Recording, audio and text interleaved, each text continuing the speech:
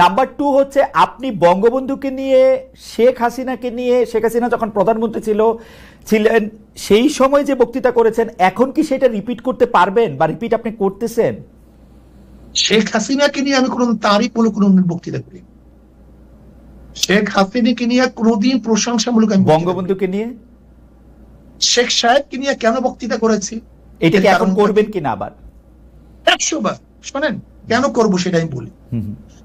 আমি বললাম না আমি কোনো জিনিস রোজাত করি নাই, তো কোনো জিনিস রোজাত করিনি। ওকে।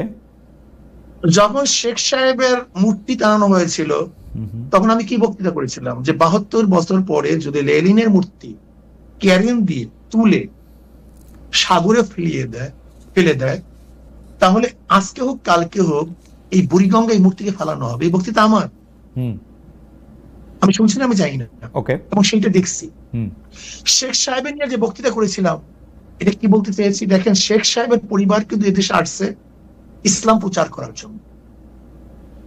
আমার মূল উদ্দেশ্যটা কি ছিল, শেখ সাহেব প্রথম কেন অ্যারেস্ট হয়েছিলেন, হিন্দুদের মাধ্যমে তিনি অ্যারেস্ট হয়েছিলেন মুসলমানদেরকে বাঁচাবার জন্য।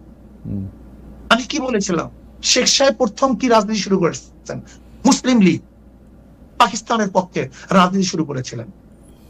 শেখ সাহেব তিনি এইটা করছেন সেইটা করছেন বলছিলাম কেন, নাস্তিকরা শেখ সাহেবকে ধর্মনিরপেক্ষবাদ নাস্তিক পন্থী বানাবার চেষ্টা করছিল।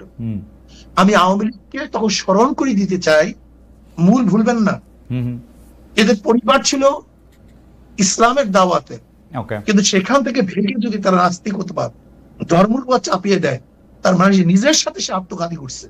ওই সময় শেখ হাসিনাকেও আপনি তারিফ করেছিলেন ওই একই বক্তব্যে, আপনি একই লাইনে বলেছিলেন যে শেখ হাসিনাও সেই বাবারই উত্তরাধিকার। আমার যদ্দূর মনে পড়ে, আমি একটু আগে শুনেছি, এবং তিনিও একই রকম ভালো মুসলমান, তিনি ভালো কাজ করছেন।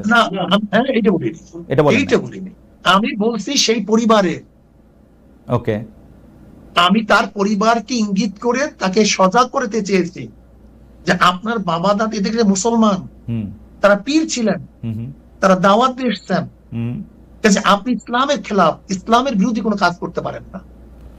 যেরকম কোন ছেলেকে কেউ যদি সতর্ক করায় তখন তার বাপ দাদার কথা বলে, তোমার বাবা এরকম ছিল, দাদা এরকম ছিল, তুমি এই কাজ করতে পারো না, আমার এটি উদ্দেশ্য ছিল।